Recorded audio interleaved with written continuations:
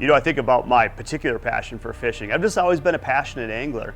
And, you know, as a young child, I didn't get a lot of opportunity to go ice fishing, but the few times I did, I always looked up to others, and I watched other guys, you know, having a lot of success, and it was something I just really enjoyed doing. And I think the fact that I maybe didn't get to go quite as much as I wanted to when I was a kid has really led to my passion now as an adult. I mean, as a big kid, I mean, frankly, you know, I get to go out there and get paid to go fishing every single day. And, you know, I still live life kind of like a tourist. I mean, I think that that's a great advantage when it comes to running a guide service here up north, is that I don't take this for granted. I don't take it for granted the fact that I've got Rainy Lake, a premier fishery, you know, in my front yard. I mean, I'm still a tourist. I mean, so when I'm out with customers and I'm excited and we're high-fiving, you know, when things kind of came together the way you wanted to it, I'm genuinely excited.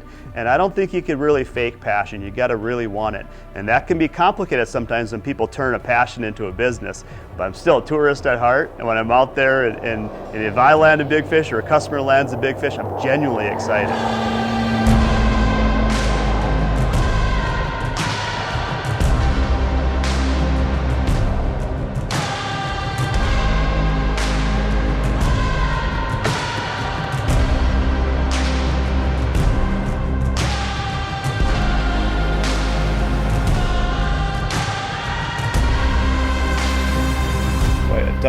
People think that guiding is a 7 to 4 or 8 to 5 job. I'll tell you, you know, it's an early morning deal. I'm actually studying lake maps, pretty typical. It's 4 o'clock in the morning and studying lake maps, and I've been doing this for a long time, but always trying to reinvent the wheel or try to get a little bit better. And a lot of times it seems like it's that extra time you put forth that puts things in your favor, kind of tilts the odds in your favor a little bit.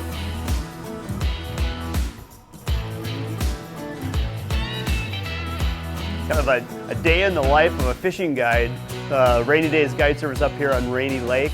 And you know, I mean, it's a lot more than just your 8 to 4 that you might see, or the 9 to 5. I mean, honestly, there could be pretty long days, you know, getting up early, getting your gear ready, and just making sure you've got all the pieces of the puzzle to hopefully keep our customers in the right spot there. You know, this is my, I think, 16th year I'm in the guide service, and I think back, boy, when I first got started, I was just a passionate fisherman. I moved up north here, and I still have that same passion for fishing today.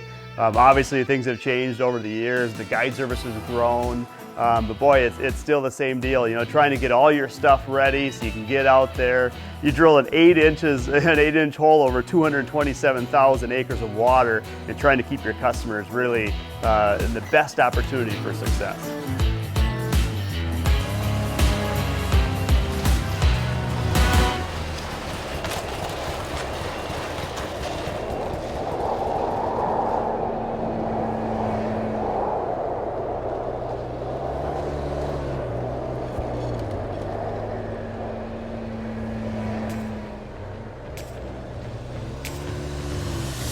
All right, got ourselves kind of on a deep mud point here. So it's probably, based on the Navionics chip, we should be sitting somewhere in that 36 feet of water. And it kind of extends out into a deep mud point. We're kind of sitting on a little bit of a saddle in there, and hopefully we're gonna have some fish that wanna cooperate with us here. Super important this time of year when you've got a little slush, you know, kind of later in the season, you don't actually remove all of your snow. Leave some snow in there. You're eventually gonna be able to pack that down and kind of create a nice ice pack. I see a lot of times guys come in here and they want to clean out all the snow in there, and then eventually all the water rushes in. At the end of the day, it's a little swimming pool in here. So just kind of leave some of your snow there. You can actually use it kind of tucked around the sides. Get yourself a nice pad for catching big fish. Seems easy.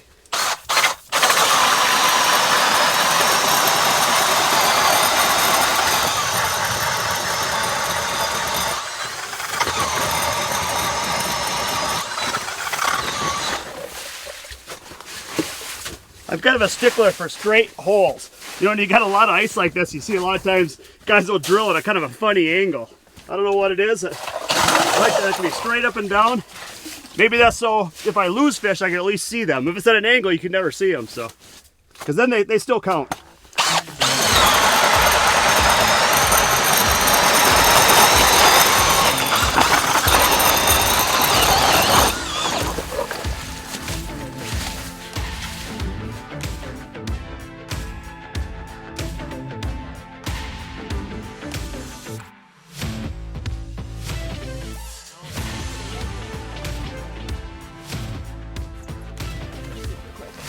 And as you can see, we're both running 30s because if Kelly has something a little less than the 30, all being considered by giving some sort of an advantage on the ice. So we're both running 30s.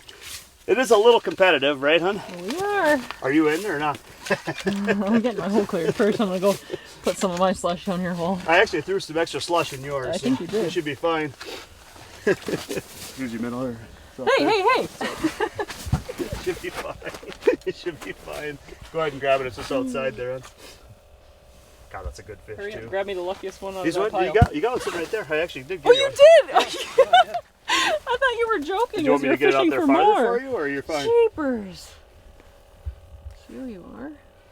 So a lot of times when you're fishing with somebody other than your wife, we'll always start out with a couple different options.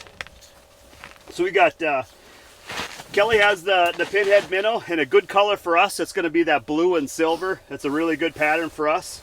And I have just really a regular lead head jig. So just because you're fishing in winter doesn't mean some of the summertime stuff doesn't work. So I'll use that quite a bit. But Kelly's got the pinhead minnow. It's going to have, did you cut that in half?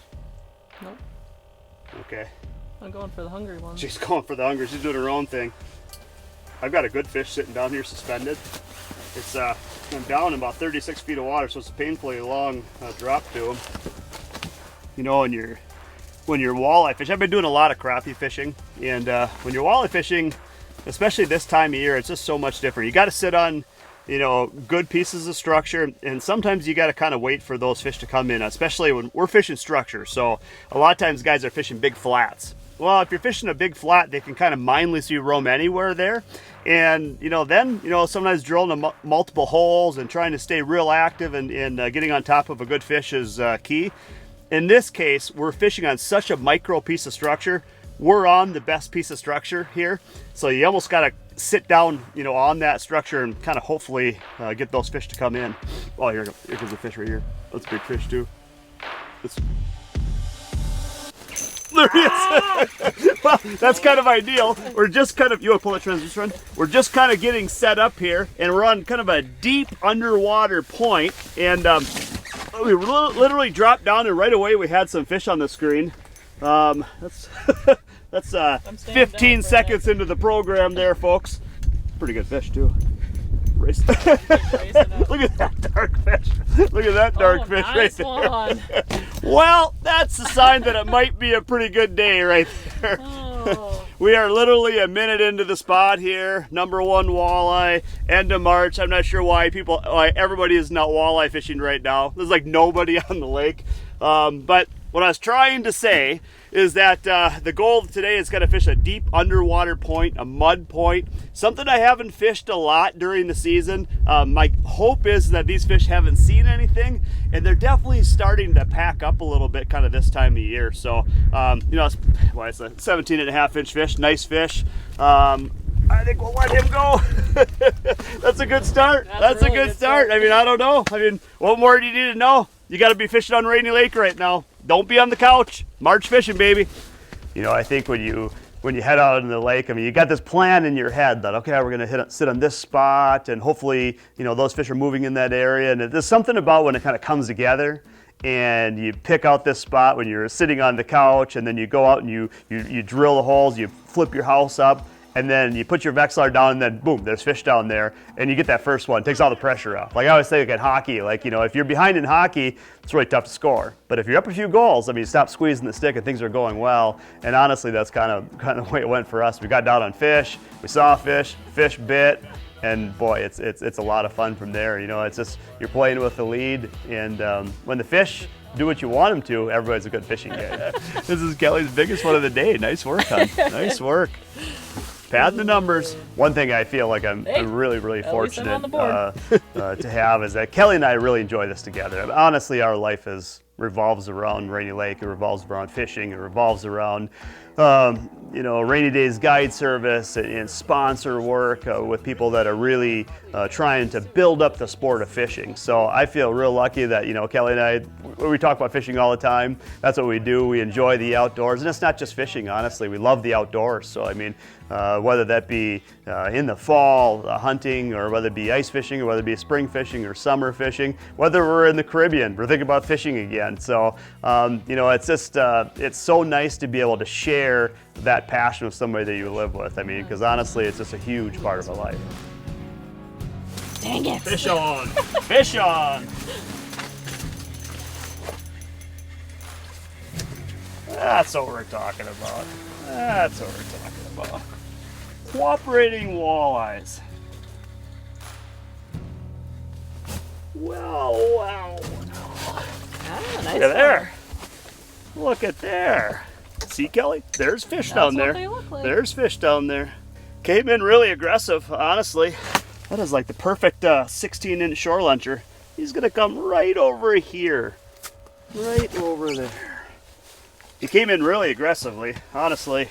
It's funny how, you know, late in the season you'll get on some fish that might be real lethargic, and then all of a sudden the next fish just comes in and darts like he hasn't eaten in a month, which frankly I think a few of those fish haven't eaten in a month.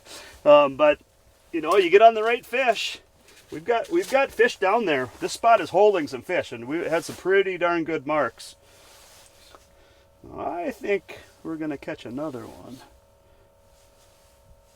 because everybody likes catching more than fishing. We always hear that if you have a tough day, customers are always like, you know what, it's okay. I mean, honestly, I'm just out here to enjoy the scenery, just out here to enjoy. That's actually probably not true. Actually, people like to catch fish, so catching fish is definitely way more fun. I saw you coming off the bottom there. Thought I had another one coming. Because I saw a little pinhead coming off the bottom there. We'll take it. We'll take it. Nice job.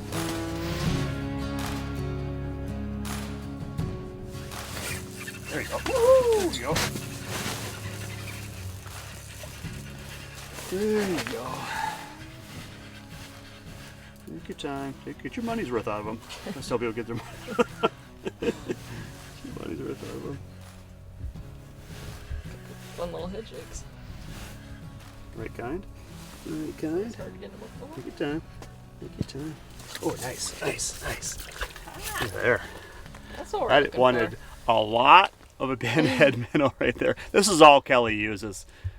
Blue and silver pinhead. People always ask, what should I bring up? Doesn't really matter as long as it's a blue and silver pinhead minnow. Nice fish. Boy, you wanted it too. It's almost like you didn't see mine over there. I mean, I was pretty close to you. It was pretty close. Got some. Yeah, a little cold water. Fun stuff. Cold water action there. Oh, see, I'll get you my going on cool. No, that's good. You got him. Nice fish, huh? Nice. It says 16 and a half.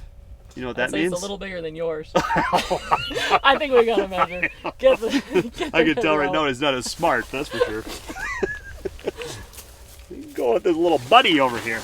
Go with this How much little bigger buddy. mine looks. I mean, that's, you know what? I don't think that's. It's way fatter. Let me see. Look at his tail. Judge by the tail. Its tail is Okay. huge. Let's. Okay. I don't know. All right, it might be. Keep trying to make yours 16. grow. We don't know if it's Alright. bigger. We clearly know it minnow. wasn't as smart. We gotta get back down there. Nice work. You need a minnow? Yep. Okay. Your power play is over. They're in here.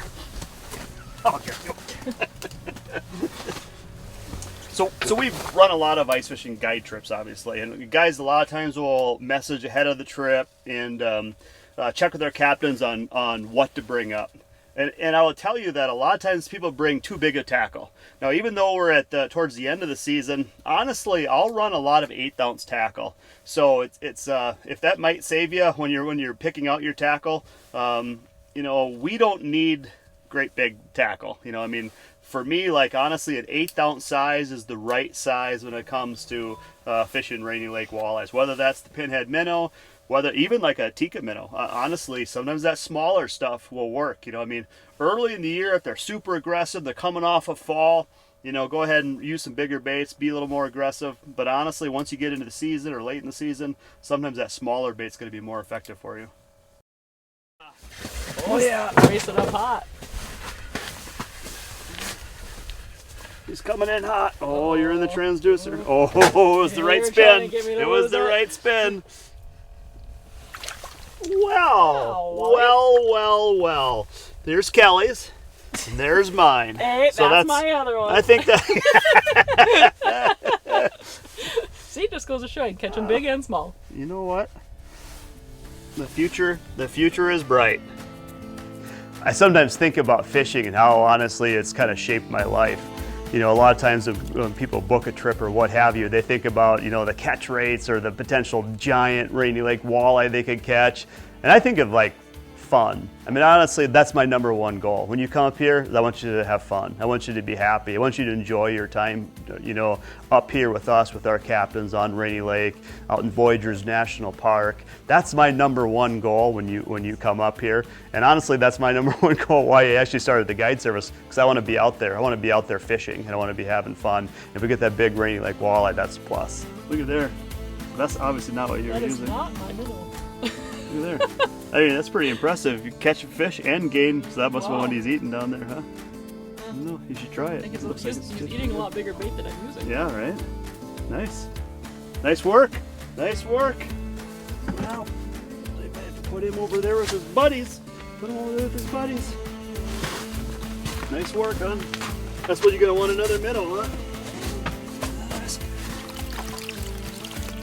This one looks lucky. It should give you a little break. That's why you grab your own minnows. You don't like that one, huh? Nice fish. Yeah, you ran at me once, and I think I was just too elusive. You couldn't catch me. You just decided you want a little bit of the pinhead. A little of the pinhead. So I've got the Tika minnow on, and I get a lot of people that'll ask how to work a glide bait, you know, during the winter. So I mean, we use these obviously in the fall a lot, and then we use them in the winter time. And I work them differently in the winter than I do in the fall. Like in the fall, you know, I'm snapping them, letting it in the bottom, snapping them, letting it in the bottom. A lot of times I'll cast them and work them back in. In the winter time, you know, basically I'll have that bait probably, you know, 3-4 feet off the bottom. I'll snap the bait, and then I'll let it sit, snap the bait, let it sit. And if I get a fish that kind of comes in and is attracted to the action there, then I'll kind of just slowly wobble that up the water column. Nothing really aggressive, just like a slow movement up. But I'll just snap it. You know, it definitely attracts fish. I mean, it was kind of funny. I wanted to do that little piece with that bait, and I just put it down, and right away we honestly had the biggest fish we've seen come into the screen there. But a lot of times it'll attract fish into the area. Snap it, wobble it up the water column, and that's really about it.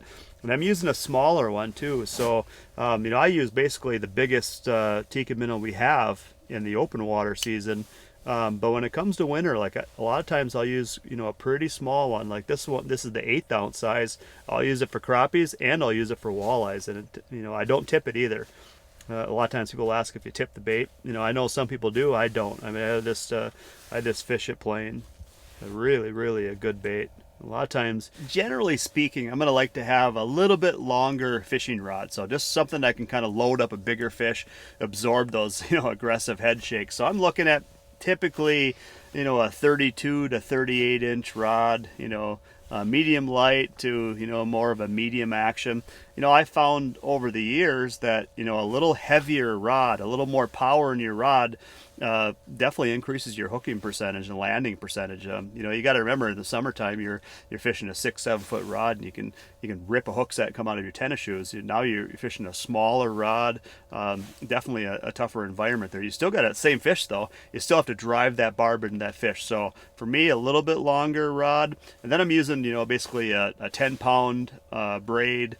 With like a 10-pound fluorocarbon leader on that. You know, I still believe that those fish can see braid, so I'm going to use a 10-pound braid with probably a 30-inch fluorocarbon leader on that. And, you know, again, for Tika minnows or, you know, jigging spoons, stuff like that, it's going to be really a great setup for that. That's a good fish. That's a good fish. I'll pull a transducer. Did you see him bail All out? the little ones left. Did you see him bail out though? When I saw him bolt out, I'm like, oh, it's got to be a better fish coming in. That's a better fish. Come on, sweetheart. Come on. Yeah, that came up like. Yeah, you came up like you wanted it. Oh, nice fish. Nice fish. Nice fish. Come on. Come on. There we go. There we go. That's a nice fish. That's a nice fish. Look at there. Holy moly. Look at that. Nice.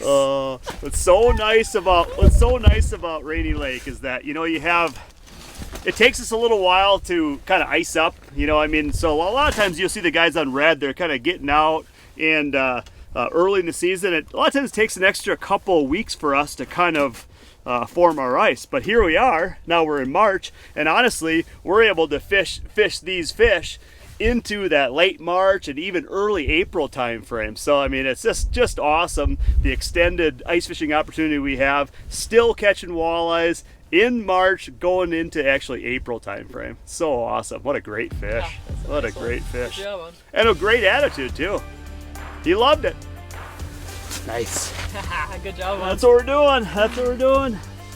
One thing that's kind of interesting is that, you know, we're out here in March. We're towards the end of March. And, you know, I think about the beginning of the year, right? So, like, guys are super excited to get on the ice. You've got the big ice shows there, and people are, it's like around Thanksgiving, the people are hoping they get on the ice for Thanksgiving. There's just an absolute, you know, ton of attention and traction in the fishing industry, and then people get on the ice, and then all of a sudden, you know, they go through January and they get into February and people start to fade a little bit. You know, maybe they're thinking about getting their boat ready, or maybe winter is, you know, digging her teeth into us and it's cold and it's windy. But then people forget, like, this is a long ice fishing season. Think of Rainy Lake. I mean, we're open until April 14th. I mean, right now, we've lost 0 ice. We don't even have the snow off the ice, but there's no people out there. So you've got probably, in my opinion, some of the best fishing of the year, the most comfortable fishing of the year. I mean, 45, 50 degrees at times. You've got aggressive fish and no people. So, like, you got to pace yourself. I mean, like, we spent some time in February in the hard, sometimes the worst part of the winter. It just got rejuvenated a little bit, but I'm coming back. That's like my halftime break. But boy, at the end of the year, you got that great fishing. Nobody's out there. I mean, I don't know. To me, my favorite time of year. Got him. Pull that transducer on. It was a second chase. So I told you, so many times I tell you, like, if he comes back in, just don't give him too long on you. And you see how I pulled away? I let him look at it for a second, and then I pulled away.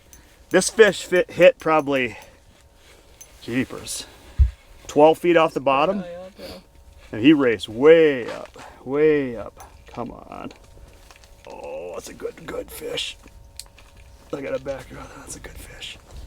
Come on, sweetheart. Oh, it's the moment of truth there. You gotta be so easy right here. You gotta be so easy. You want to just rip them up the hole. You gotta get them to turn. Come on. So easy. There it is. There it is. Good fish. Oh, look at that fish right there, huh? Let me just unhook him here quick. That's a good fish right there. Look at that. Oh boy. You know, we start guiding kind of towards the end of December. We're fishing big walleyes the end of December. Takes a little while for Rainy to freeze up. Big walleyes in December, January, and then once again, our season extends all the way to April 14th. So here we are, end of March, we're fishing big walleyes like this again. So, you know, at this time of year, we don't even know what to do because the big crappies are going too. But you know what? It's pretty hard to turn down big walleyes like that. Look at that beauty right there. Gosh, that's a nice fish. I think about the day. I mean, it was so much fun, and we had good fish going. And anybody that ever did any filming realizes You know, it's one thing to catch fish or to get the right fish, but then to get them on film correctly, that's difficult. I mean, I think I can remember, you know, getting that really nice fish, and we're trying to get a picture of that, and also I listen behind me, and I hear Kelly wrestling around, and also I hear a drag go out, and all of a sudden she's got a fish in the other hole, and the camera guy's running around the house, and I'm holding the other fish, and I'm trying to pull a transducer out with one. You know what? It's like good chaos. It's good chaos, and boy, that's honestly what it's all about. Another shot. I'm just going to keep holding this here for a second. Easy, easy. Take your time. Take your time. Nice fish. Nice fish. Double up. How about that? How about that? I haven't even been able to get this one out of my hand here. I saw him racing at you there. How about that? Nice work. Yeah, nice work. Awesome.